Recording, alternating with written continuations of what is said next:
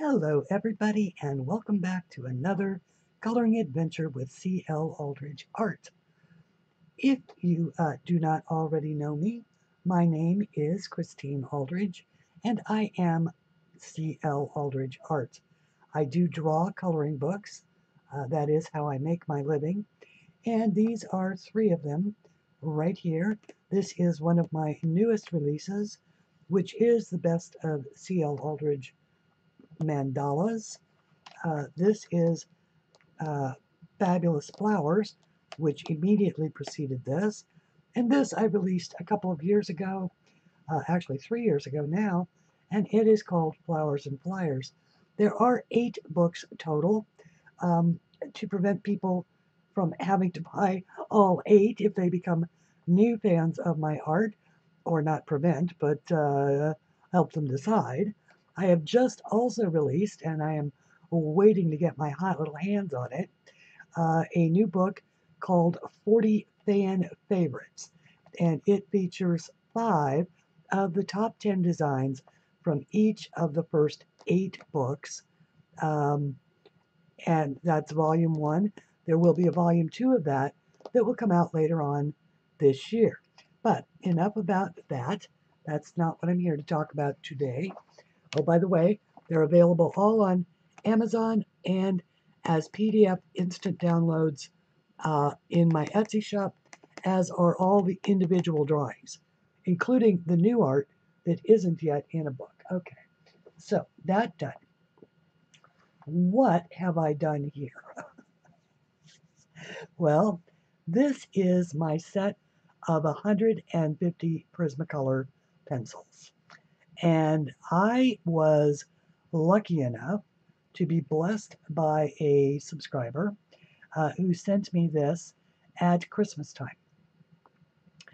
And as you know, most pencils come uh, in groups where all the yellows are grouped together, all the oranges, the reds, right down the rainbow.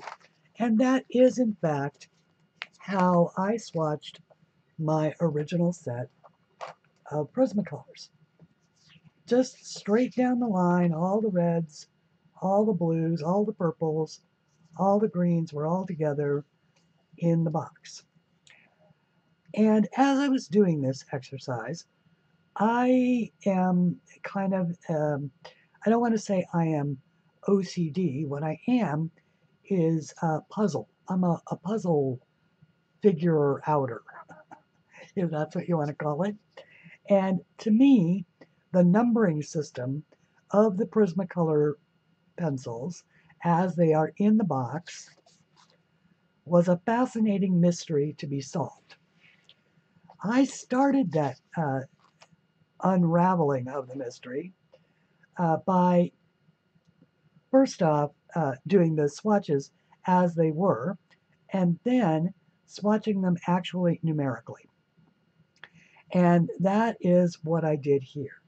And this sort of started to reveal a little bit to me about the fact that the numbers seem to follow color families.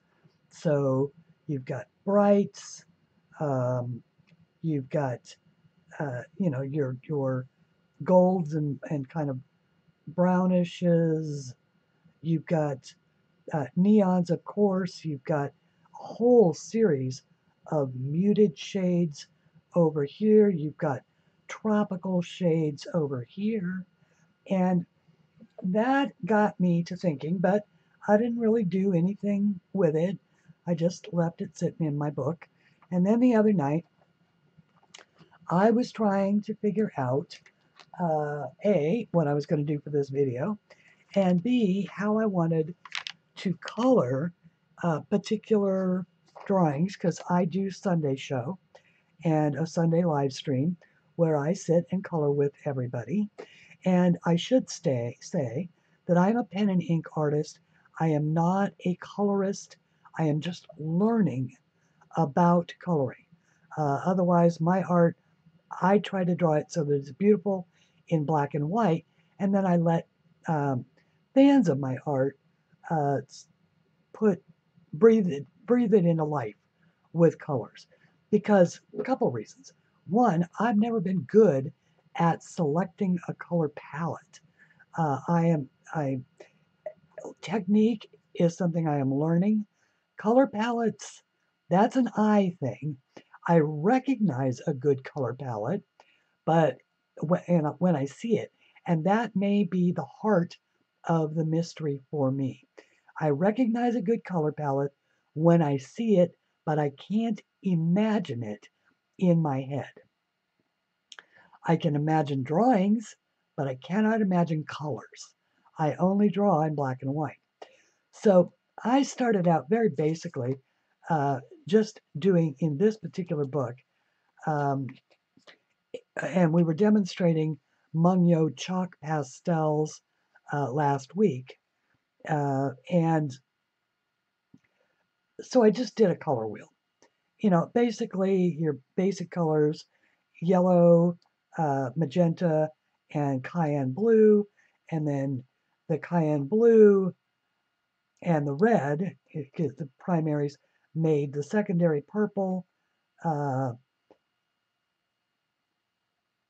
the red and the yellow made the secondary orange, the blue and the yellow made the secondary green, and so I kind of went with that. Then the next project that I did in the book was actually this one. And now this, I did not have a color palette to follow, but I did sort of roughly select my purple and pink here from somebody else's work that had colored one of my drawings. I selected the blues because I rarely use them. I selected the golds because gold goes with everything, and it's also my color tone of jewelry. So golds are always a favorite. And of course, the greens will always go with anything. And so I colored this, and it wasn't really that big of a problem for me color-wise. I did finish it off with some Tim Holtz Distress inks and some white ink that I splattered onto the background, and I think it's very pretty. There, that's a little better angle that you can see it at. So then, as I was working on finishing this up, I just got a wild hair. Something just sort of whispered in my ear that said, put those prismas in numerical order. And so that is what I did. Now, I should say that these are the two top trays, and in numerical order, this is what they look like. These are my middle trays, and these are the bottom trays. Now, of course, in the bottom are all of the, because everything is numerical, the only exception that I made to the numerical system is I put the black and white down here so that I would always know where they were. But this is how they end up looking. Now, of course, all the grays in the system, and this is really what made me start looking hard at this, all the grays from here to here are sequentially numbered. So you've got your warm grays, your cool grays, and your French grays. And they are all sequentially numbered by Prismacolor when they put them in the box. And they're typically they're in the last tray with the black and the white and all of that. The neons come right before them. So the neons are intended to be a group, but when you have them in the set, they're spread out all over. So what did I find when or more to the point, what did I read when I put them in the box this way? And for me, what I read was color palettes. Um, there's a very Victorian or tapestry-like coloring palette here in this tray. All the colors that you would see in an old tapestry, the kind that you find in museums. Even more so here in this tray. The beautiful muted shades that you would find in one of those old Edwardian, um, and by Edwardian, I do mean Henry VIII and not any of the preceding Edwards, I'm sorry, you know who I'm talking about, not Henry VIII, the Edwardian one, Edward the Third, I think. Anyway, here's a tropical or a party set. There's a color palette right here in these 4 pencils for, can you imagine you do a pinata in the chartreuse and the light aqua and the hot pink and the processed red. And you go on, this is obviously the mulberry. This is the black grape. So color palettes is what I saw. And then I started looking closer at 3 pencils, groupings of 3 pencils. And I saw more color palettes. So they say that when you do a picture, you want to keep your colors limited. Now, that doesn't mean that you have to keep the number of pencils that you use limited, but keeping color families. So I decided to put this to the test. And this is kind of where I'm going with this. And I chose this particular tray right here. So let's put all the rest of these pencils up. This is my middle tray. This is my top 2. I'm going to put this over here for right now because I want to leave the black and the white uncovered. I also did keep some grays. So I'm going to put that right up there, which is typically where it lives on my desk. It's right there in front of me. And I'll show you what I did. Now, I did start out making a long video about how I colored this, and I watched the playback, and let me tell you what, it's a fairly subtle color palette, so it wasn't very interesting to watch. But this is the color palette that is in that box, and it's basically 3 colors. It is a very greenish blue. It is a sort of a jasmine type yellow, and it is a pink with, varying shades of that pink. And it is a very soft and pleasing to the eye color palette. It is not my personal favorite, but then I am constantly reaching for the pinks and the purples and the dark greens and the jewel tones, because jewel tones are my thing. And what this did is as an exercise, is it forced me to use pencils that I don't typically use when I color. And so I will tell you that this little picture has very nearly every color in this box in it. And I started out with the the very light blush pink. I used the clay rose. I used the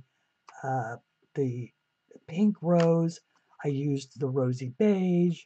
all in various little spots as I was coloring along and saw the need for a lighter or a darker contrast. Um, I used the greens. I used this Mediterranean blue. I used this powder blue out here at the ends of these little guys. Um, I did not use the blue slate or the periwinkle or the gray lavender, um, although those three together would be would make a beautiful element. I just didn't have one for it. I think that in a different combination than what I ended up using, those three colors would have been great. I did use a lot of this peacock blue. And once again, that's just me going back to those jewel tones because I love those jewel tones. I used the bronze here in these yellow flowers. I used the mahogany red as the darkest shade. I used a lot of the henna as the underlayment for most of that mahogany red. And I did not use the oranges. This is a pumpkin orange, a mineral orange, and the goldenrod. I did not use those three, although I did consider using the goldenrod a little bit in these flowers, but I decided that probably was not, I didn't want to take it orange. It was, I had a tough enough time justifying because yellow and blue is not a color combination that I personally like. Now, that doesn't mean that I don't think it's a good color combination. I personally like this color combination, but I'm a redhead, and these are just not colors that I can wear. So I just, I have a tendency not to color with them. But so, and this is really what I wanted to talk about. I used the greens, the two bluish greens in here, which then dictated the blue green of the peacock that I used out here. I love the way that the peacock plays with the lighter pinks and the dark mahogany red. I love the fact that there was so much room to add shading and subtlety.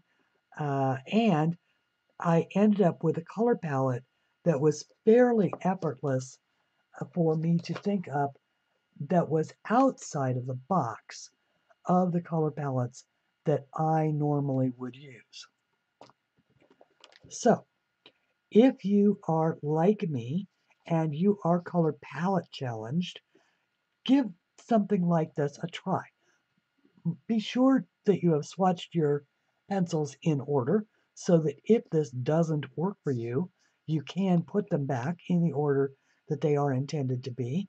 But this might be a helpful tool for a lot of people who, like me, don't always see in color. Uh, no experiment is good or scientifically sound or even artistically sound if it cannot be repeated. And so I will repeat this exercise with a different tray and an entirely different color palette and see what you guys think. Tomorrow, today is Saturday, and tomorrow's live stream on Sunday, the last Sunday of the month, I normally feature a guest artist. This month it was to be Tatiana Bogima Stilova. However, I had a bit of a disaster. Of course, I have Tatiana's books on PDF. When I went to run my copy of Something to Color tomorrow, I was unable to do so because my printer chose today to run out completely of ink and I don't have a replacement cartridge. So instead, I am going to be coloring from, because it was so popular last time, I am going to color another one of the birds. I did this one last time. I am going to color this one, which is the Baltimore Oriole, using Inktense. So be sure to tune in for that tomorrow.